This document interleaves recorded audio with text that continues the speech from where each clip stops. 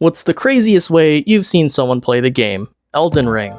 If you look at the community, you'll see them play with a DDR mat, a real-life greatsword, mind control, and many other methods.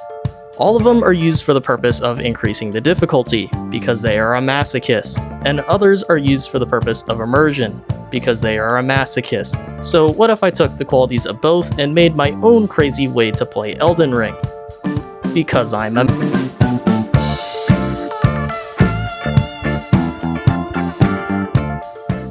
So recently, and by recent I mean about 9 months ago, I started to play Elden Ring. I only have about 20 hours in the game, but I was thinking about how I could add on to the Elden Ring experience. If you've seen any of my other videos... Fuck! Ah, fuck! Ah, fuck!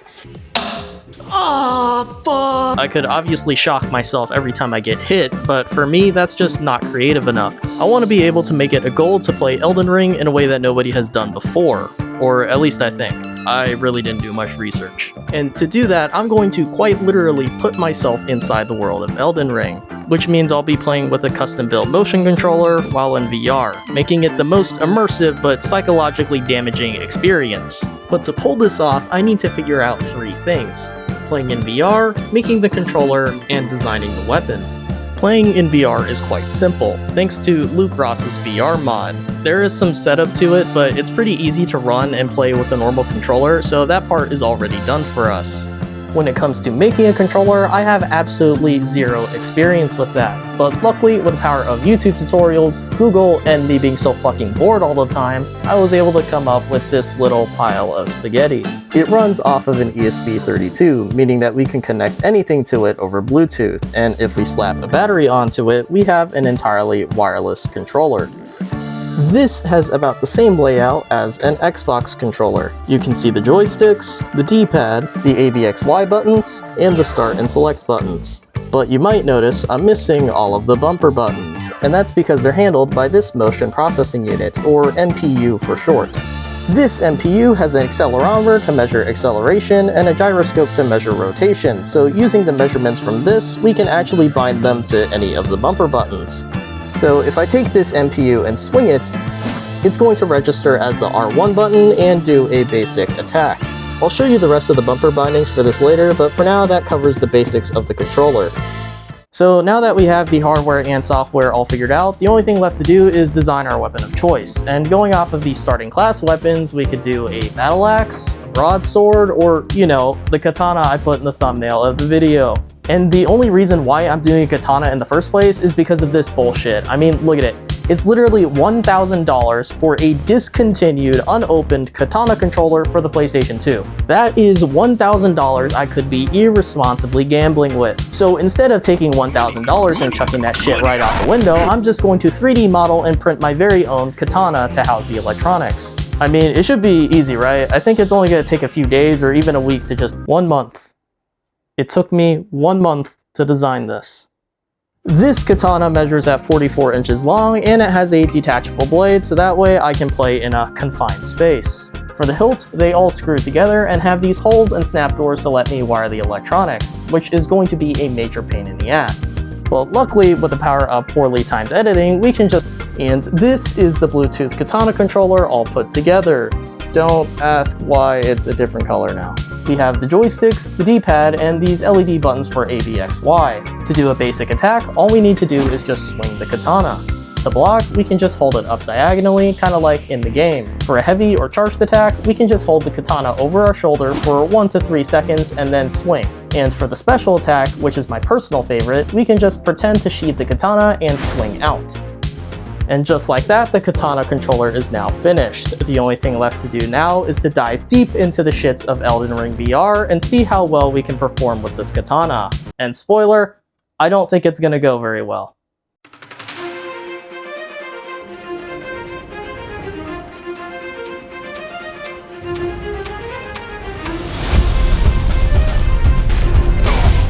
Hey, you.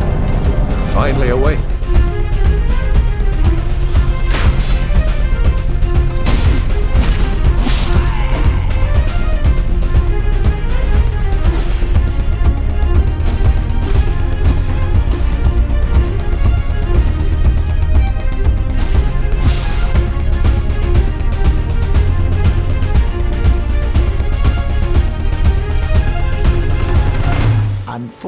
Unfortunately for you, however, you are maidenless.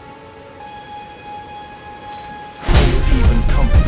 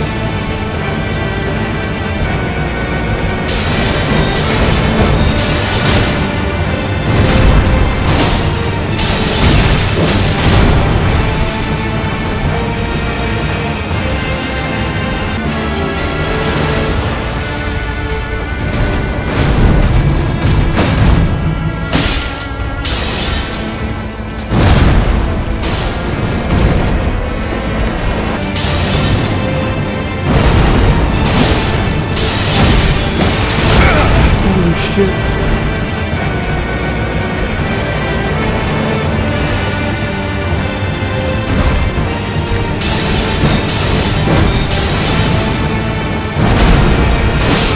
Yes! Fuck you! Fuck you! Fuck you! Fuck you! Oh my god. Now that I have received a heaping amount of psychological damage, I'd honestly say that I did better than I thought. Playing the game in VR is just a cool experience on its own, and with the Katana controller, it makes it feel a little bit more immersive if you ignore the latency issues that I was having. And just so you know, I lost 6 hours of footage and I had to restart the game and re-record all the gameplay you just saw here. So in total, I was playing Elden Ring in VR for about 8 hours. So you can only imagine that I've had enough of that, and I think I should just play the game normally. But anyway, that's the end of the video. If you like the video, then like it. If you like content like this, then consider subscribing. If you're new to the channel, I try to make video games in real life or add an extra level of immersion to playing them. So if that's up your alley, you should check out some of my other videos. And yeah, thanks for watching, and I'll see you in the next one.